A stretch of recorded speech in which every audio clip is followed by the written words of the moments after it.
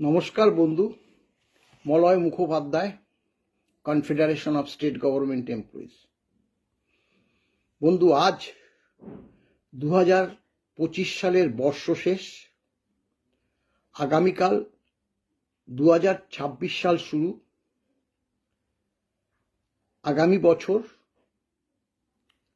আমি আমার তরফ থেকে এবং আমাদের যে সংগঠন কনফেডারেশন অফ স্টেট গভর্নমেন্ট এমপ্লয়িজের তরফ থেকে সকল বন্ধুদের এবং অবসরপ্রাপ্ত কর্মচারী সমাজকে অফুরন্ত শুভেচ্ছা, ভালোবাসা এবং অভিনন্দন জানাই। আমি জানি যে আমি যদি ভিডিওতে আসি, স্বাভাবিকভাবে আপনারা যে ডিএ মামলার রায় সেটা কবে প্রকাশ পাবে সেটা জানার একটা আগ্রহ থাকেই। 7টা রাজ্যকে যে এরা নির্দিষ্ট নিয়ম মতো ডিএ পায় না, অধিকাংশই পায়। আমরা তো বারবার বলেছি যে অধিকাংশ পায়, আমরা তো বলিনি। ত্রিপুরা তো 33% পায়। আমরা কেন বলবো যে 58% পায়? আমরা বলিনি। আমরা বলেছি যে অধিকাংশ রাজ্য সরকার তাদের এআইসিপিআই মেনে নির্দিষ্ট নিয়মে দিয়ে দেয়। অর্ডারটা প্রকাশ পেতে 2-4 মাস দেরি হলেও তারা বকেয়া পায়। এটাই আমরা লক্ষ্য করেছি, সবাই তাই জানে।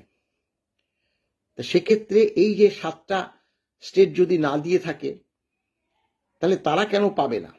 সেটা তো সর্বোচ্চ আদালত, তো দেশের আদালত। হয়তো তারা সেই দিকটা দেখবে। তারা দেখবে যে পশ্চিমবঙ্গ সরকারের কর্মচারী তারা ডিএ পাচ্ছে না, কিন্তু তাদেরই কর্মচারী দিল্লি চেন্নাইতে বসে যখন কাজ করছে তারা কিন্তু all India consumer price index অনুসারে ডিএটা পাচ্ছে। এই যে ঘটনাক্রম পরম্পরা, সেগুলোকে যদি বিচার করে তাহলে all India consumer price index অনুসারে যাতে ডিএটা হয় সেই দিকটাই হয়তো, আমি সবসময় বলছি হয়তো, দেখুন আমরা অনুমান করে বলি সর্বোচ্চ আদালত কি রায় দেবে, রায় আমাদের পক্ষে যাবে কিনা সেটাও তো বিচার্য বিষয়। আমরা আশা করছি আমাদের পক্ষে রায়টা যাবে। আমি বারংবার বলেছি, কারণ ট্রাইব্যুনাল 2বার জিতেছি, কন্টেমেও হেরেছে।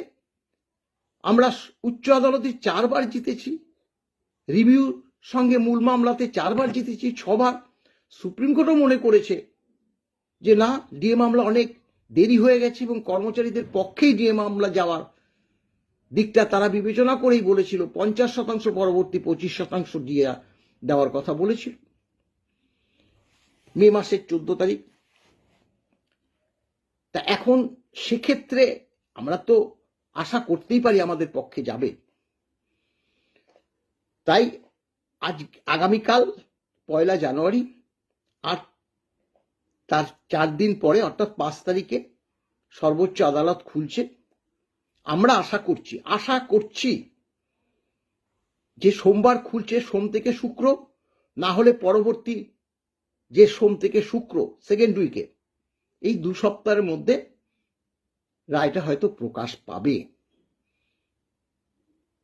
তারপর তার এই 15 দিনের মধ্যেও যদি প্রকাশ না পায় 2 সপ্তাহের মধ্যে, সত্যি সেটা সেক্ষেত্রে আমাদের যে দুর্ভাগ্য কোথায় গিয়ে দাঁড়াবে আমরা জানি না। আশা করছি, এখন দেখা যাক কি হয়। আপনারা ভালো থাকুন। আবারও বলছি, নতুন বছর, ইংরাজির নতুন বছর 2026, সারা বছর যাতে আপনারা ভালো থাকেন, সুস্থ থাকেন, পরিবার পরিজন সহ যাতে সুস্থ থাকেন, ভগবানের কাছে সেই কামনা করে আমি আমার বক্তব্য শেষ করলাম। নমস্কার বন্ধু।